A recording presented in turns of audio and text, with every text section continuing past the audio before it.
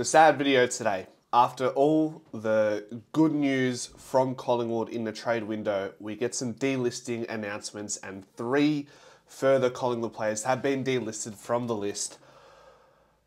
Nathan Kruger, Bytel and Josh Eyre. Let's start with the much loved Nathan Kruger. Make this one make sense. Please.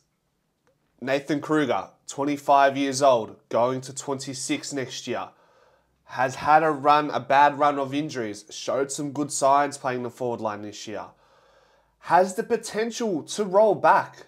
Collingwood have missed a trick on this one, trying Nathan Kruger in the back line, in my opinion. Now, what's the solution?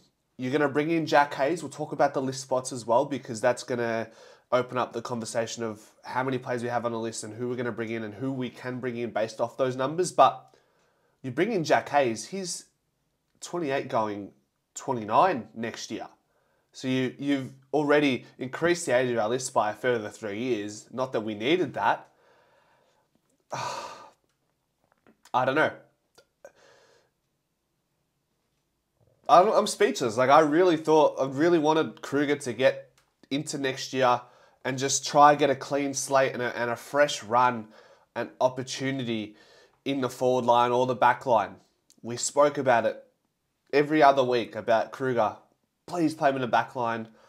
And instead, we're going to go for Tomlinson, who's 31. Like, wouldn't Nathan Kruger be the long-term solution? Give it a crack in the off-season, pre-season, and see what happens. And then you got players, and I say this respectfully, but then you got players like Ash Johnson, who's still on the list, only because he has another year to run in his contract. That's what I think. You don't typically delist a player that is within contract. It's seen as unethical or immoral, if you want to call it that. It's not a good business move, right? And that's why Ash Johnson's still on the list. And I would argue Ash Johnson has had a clean run at AFL level with no injuries impeding his performance, whereas Kruger has had quite the opposite. He hasn't had a run.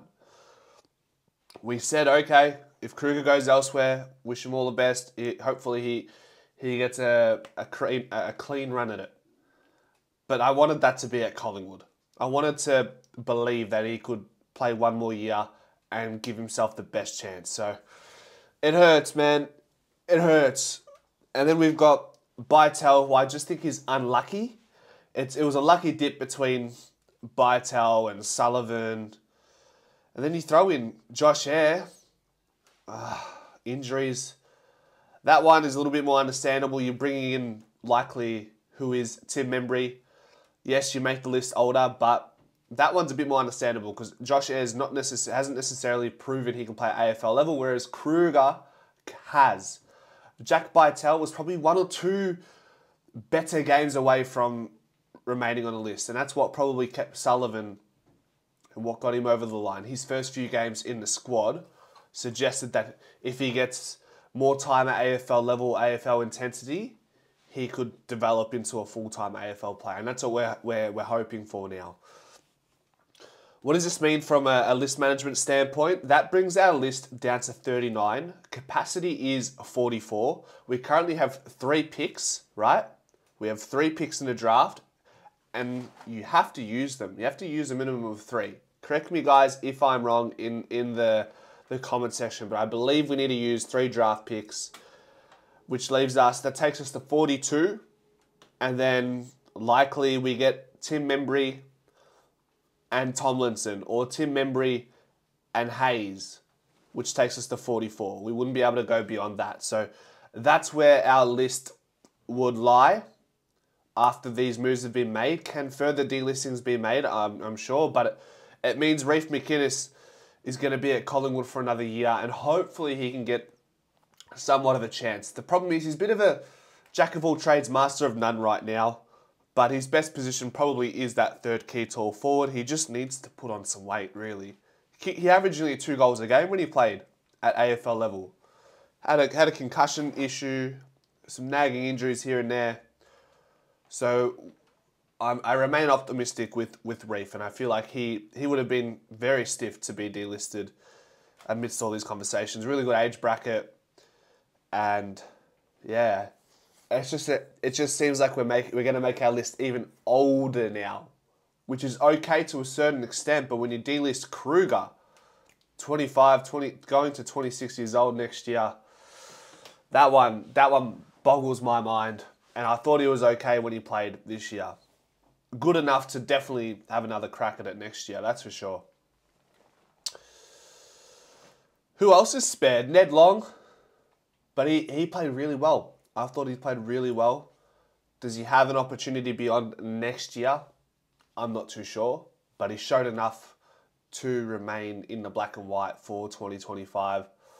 I hope and I trust the coaches. They know more than what I do, obviously. They must.